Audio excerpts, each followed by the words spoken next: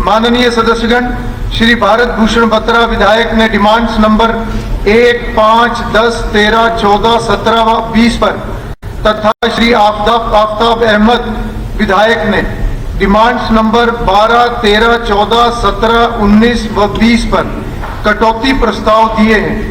इन सदस्यों से अनुरोध है कि वे उन्हीं डिमांड्स पर अपनी बात रखें जिन पर उन्होंने कटौती प्रस्ताव दिए हैं।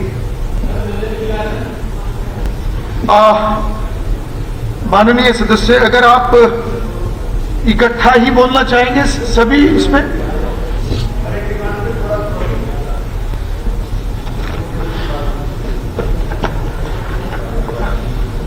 आप विभिन्न डिमांड्स तथा कटौती प्रस्तावों को सदन में वोटिंग के लिए रखा जाएगा। पहले आप बाद में जी। ऑनरेबल स्पीकर सर, सबसे पहले मैं डिमांड नंबर 1 लेता हूँ। डिमांड नंबर 1 जी। डिमांड नंबर 1 के बारे में ये है कि ये डिमांड तो मैं रख रहा हूँ और ये डिमांड सदन के सभी साथियों की है। मुख्यमंत्री जी थोड़ा ध्यान देंगे इस बात के लिए कि आपको एमएलए का एक डेलीगेशन में मिला था और उस डेलीगेशन ने आपको भी मिला था, एक डेलीगेशन आपको मिला था और उस डेलीगेशन में इस बात के लिए आपके सामने डिमांड रखी गई थी कि जो मैं मिनिस्टर के या चीफ मिनिस्टर की वो तो बात नहीं करूंगा, पर यह है कि एमएलएज को जो पर्क्स और जो बेनिफिट्स मिलते हैं वो इस समय इन्फ्लेशन को देखते हुए बहुत कम है। और उसमें विस्तृत रूप से यहाँ तक कहूँगा कि मैं तो ना किसी मंत्री का नाम लूँगा और ना ही पिछली बार मंत्री थे उसका नाम लूँगा, पर मिनिस्टर्स के एक्सपेंडिचर्स अगर मैं आदरणीय मुख्यमंत्री जी आपके सामने रखूँगा पिछले सदन के और उन मुख्यमंत्री जो और मंत्री जेजेपी के भी थे और उनके कोठियों पे 3.5 करोड़ रुपया और 4.5 करोड़ रुपया खर्च हुआ, 15 करोड़ रुपया खर्च हुआ। और उसके बाद आपका 2019-20 से लेके 23-24 तक 21 करोड़ रुपया खर्च हुआ। तो जहाँ पर इतना मिनिस्टर्स का खर्च होता है तो एमएलए का भी कुछ न कुछ तो आपको ख्याल रखना चाहिए। मैं सब रिकॉर्ड के मुताबिक बोल रहा हूँ, बिना रिकॉर्ड के। I have all the record completely कि जो पैसे खर्च हुए या कुछ है उनका नाम तो नहीं ले रहा, कहो तो नाम भी ले लेता हूँ कि किन किन मंत्रियों के किए थे जो।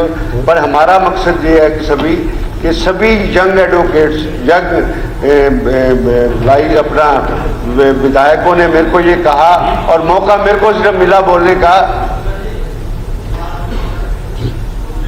नहीं वो तो बात नहीं है ऐसे और कोई बात नहीं। तो ये देखिए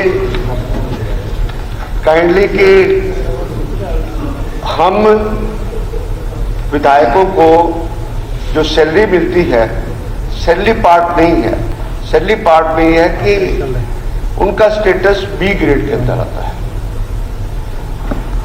कोई भी विधायक अगर हॉस्पिटल के अंदर जाता है तो बी कैटेगरी के हिसाब से they don't provide the room even all load money.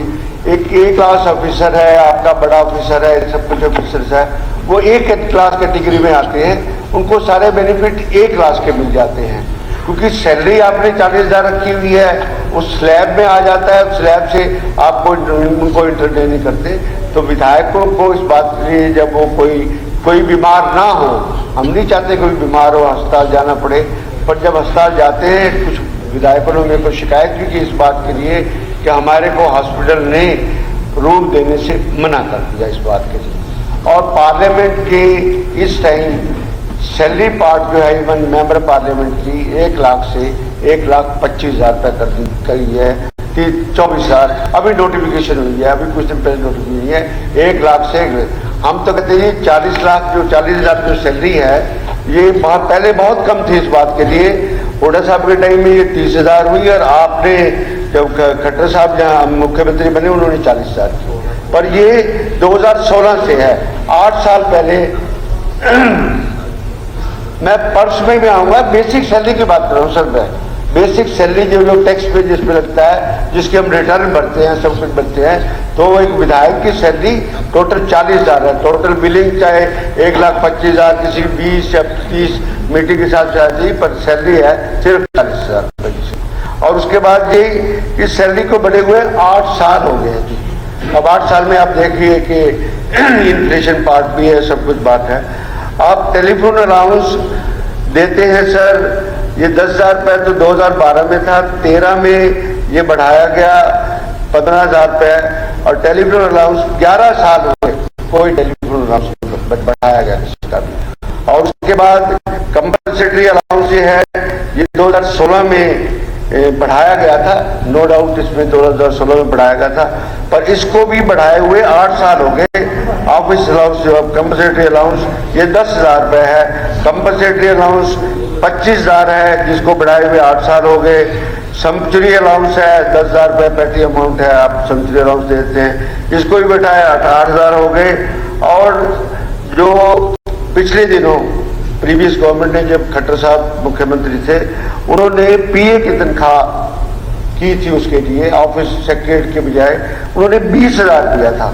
20,000 में आपको कोई अच्छा स्टेनो, कोई भी किसी हालत में किसी, क्योंकि आजकल जो काम कॉन्स्टिट्यूंसी का होता है, सब कुछ है, आपका पेपर वर्क है, आपका नेवा है, आपका कंप्यूटर है, आपका सब कुछ है। आपको एक आदमी चाहिए होता है कि हम कंप्लेन नोट करें, उनको व्हाट्सएप भेजे या कुछ है, उसकी तनख्वाह सिर्फ 20,000 है जी। 20,000 में आपको कोई भी क्लर्क कहीं पर भी नहीं मिलता जी।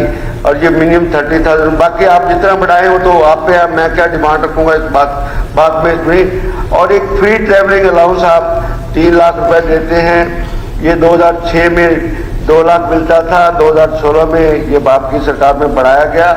और ड्राइवर अलाउंस के लिए 20,000 रुपये, 20,000 में ड्राइवर मिलता है नहीं मिलता है, ये भी एक विषय इस बात के लिए। और ये डेली अलाउंस, हम मीटिंग अटेंड करने यहाँ पर आते हैं, यहाँ पर चंडीगढ़ आते हैं, तो आप हमारे को वहाँ पर जो अलाउंस मिलता है वो 2,000 मिलता है total, which is very less amount. Otherwise आप विधायक का अगर खर्चा देखें वहाँ से, तो आप ये सोचोगे कि विधायक को कोई मीटिंग में आने पे कोई पैसे बचते हैं, कुछ है। 18 रुपये किलोमीटर के हिसाब से मिलता है, 300 किलोमीटर के साथ भी आया गया, और 6,000 रुपये एक्स्ट्रा मिलते हैं। ये डेली अलाउंसेज जो हैं ये बढ़ाने चाहिए आपको उस बात के लिए। और एक ये है जी कि काफी लंबे समय से 8 साल से सिर्फ 18 रुपये किलोमीटर, इन्फ्लेशन के फैक्टर को देखते हुए पर किलोमीटर जो है 18 रुपये है, इसको भी बढ़ाया जाना चाहिए।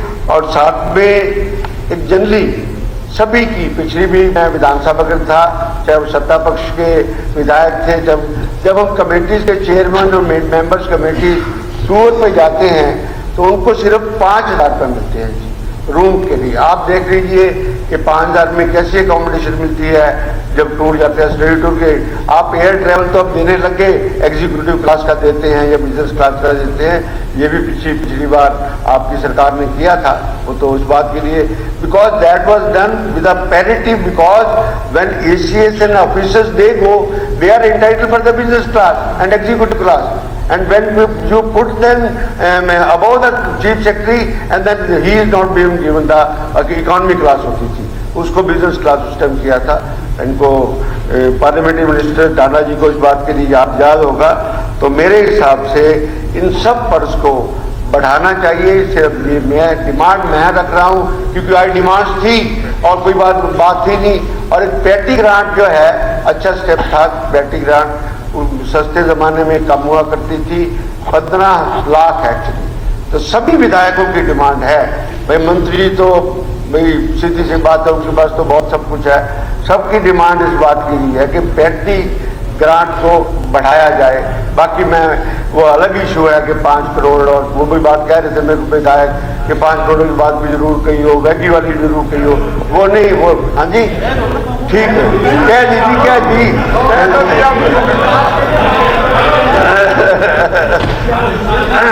एक जो आपने स्लैब फिक्स किया ना जी, पिछली बार गवर्नमेंट ने अनाउंस किया था, उसमें मैं ऑनरेबल स्पीकर सर, कि 5 करोड़ खट्टर साहब ने अनाउंस किए थे हाउस के अंदर।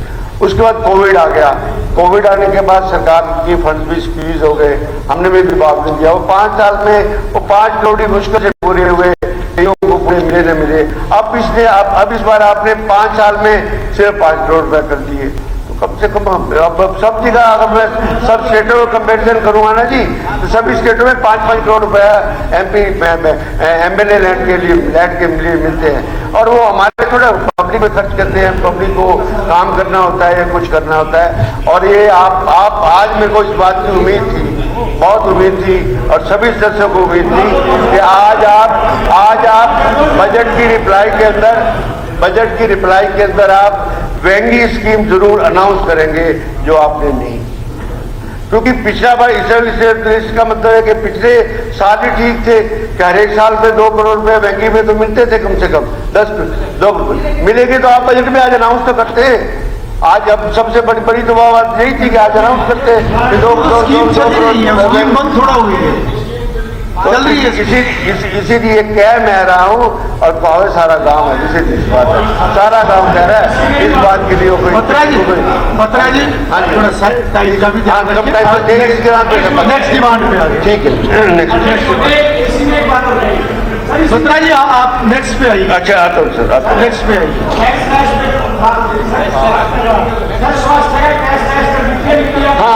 Government employees get the cash loss and some department employees, why we don't get the cash? Medical cash rescue नहीं होती, सीधी सी बात है उसमें। और उसके बाद 2 विधायकों तो मेरे को कहा के उसको हॉस्पिटल में जाके, हाँ जी, लोग ज्यादा बोलो ना, की है ये सारे हाउस की डिमांड। चलिए ठीक है, बत्रा जी नेक्स्ट डिमांड नंबर 5 जी। डिमांड नंबर 5 में मैं तो इसमें थोड़ा सा, क्योंकि अब आप टाइम की असल में ये ना बड़ी इंपॉर्टेंट पॉइंट्स होते हैं सर। बात है कि बाकी कामों में टाइम बीत जाता है। आज ये डिमांड पास करेंगे तो तभी इनका एप्रोप्रिएशन बिल पास होगा, तभी सरकार के कंसोलिडेटेड फंड के अंदर पैसे आएंगे, और उसी के लिए हमारे पास टाइम नहीं है, उसकी बात नहीं। बाकी सब चीजों के लिए टाइम है, इसलिए टाइम अच्छा मिलना चाहिए स्पीकर सर इस बात के लिए करें कि आपको समय मिल रहा है।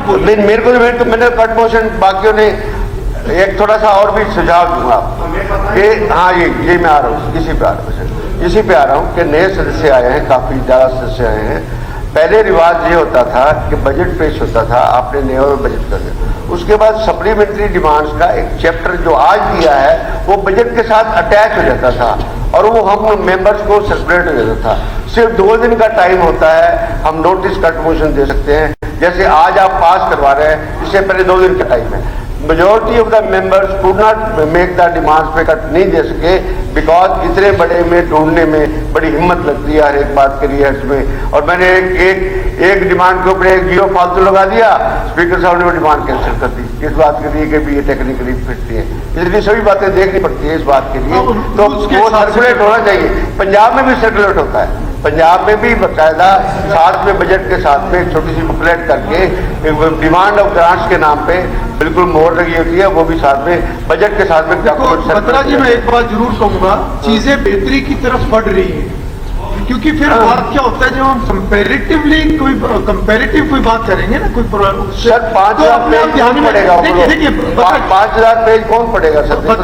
बत्रा जी मेरी बात सुनो, फिर अब चर्चा की अगर हम बात करेंगे तो चर्चा पहले कितनी होती थी, अब कितनी हो रही है, आगे कितनी हो, तो ठीक है, मैं आपकी बात करता हूँ। बेहतरी की तरफ चीजें बढ़ रही है, आगे और स्कोप होगा तो और बेहतर करेंगे। चलो आप अपने motion regarding the demand number 5 इससे